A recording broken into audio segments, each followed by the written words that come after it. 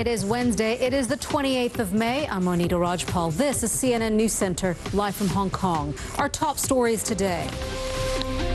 The U.S. president is preparing to defend his foreign policy record in a major speech today. The White House says he'll also lay out a future approach which is interventionist but not overreaching. He's hoping to silence the critics who've attacked his handling of the conflict in Syria and the crisis in Ukraine. On Tuesday, Mr. Obama announced the latest plan for the withdrawal of U.S. troops from Afghanistan.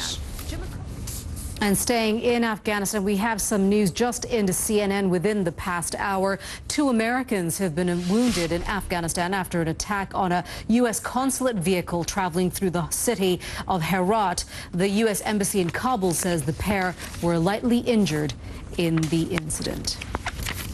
Well, the White House is moving closer to expanding training for moderate Syrian rebels. The program would be led by the U.S. military to support an existing CIA program to train and equip rebels.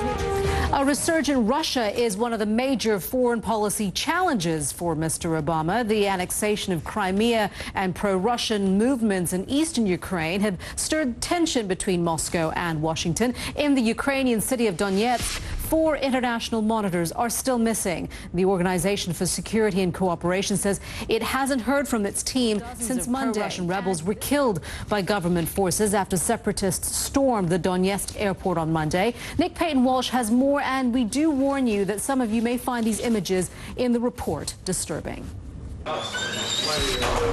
At the morgue, they're counting the dead, the signs of the Ukrainian army's resolve to take Well, back. Russian President Vladimir Putin says Ukraine's new government must put a stop to the violence. With more on that, CNN's Phil Black joins us now live from Moscow. Phil?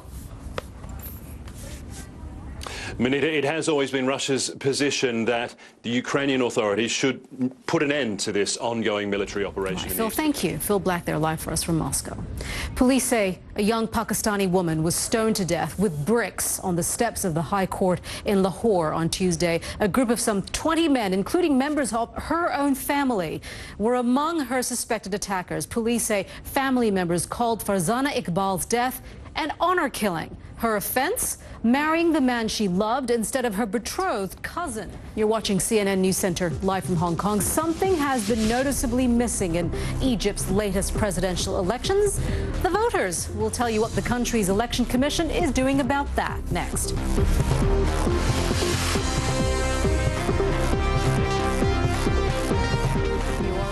CNN News Center live from Hong Kong. Hello, everyone. I'm Monita Rajpal. The underwater search for Malaysia Airlines Flight 370 is being put on hold, at least for a few months.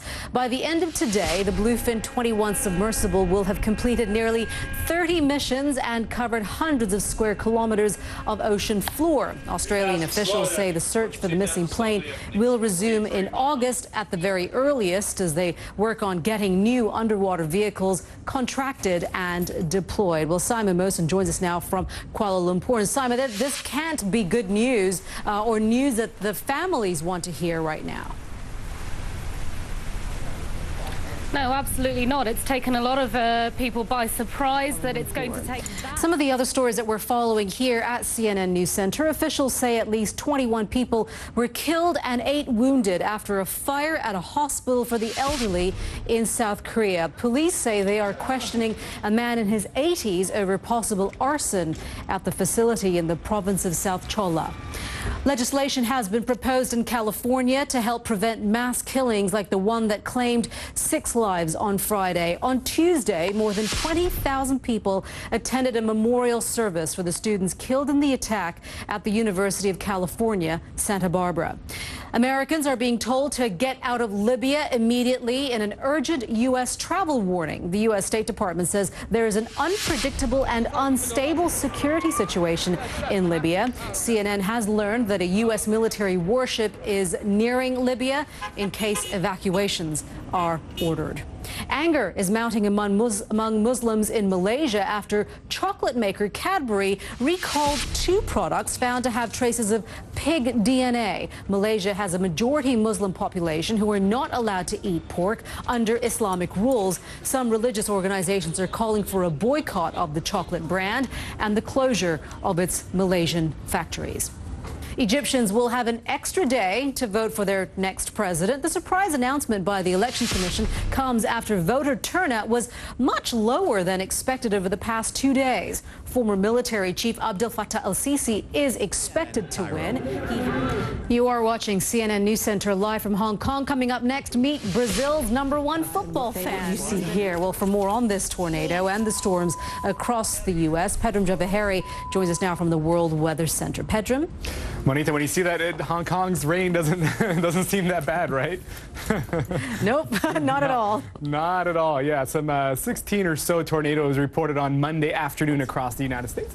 I don't know if you call that desperate or something. You know, Yes. we all love summer and all, but come on. Yes, a little daring. Anyway, Pedram, thank you very much for that.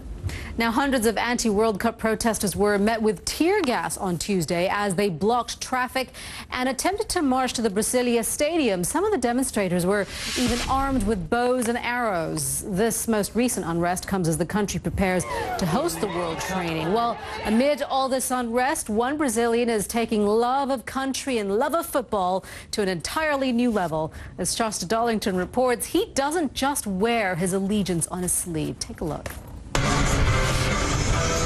He's Brazil's #1 football fan. Shasta Darlington, CNN, Campinas, Brazil. And I'm staying Monita Rajpal. You're watching CNN News Center live from Hong Kong. Thank you for joining us. I'll bring you an update of these headlines in just a few minutes.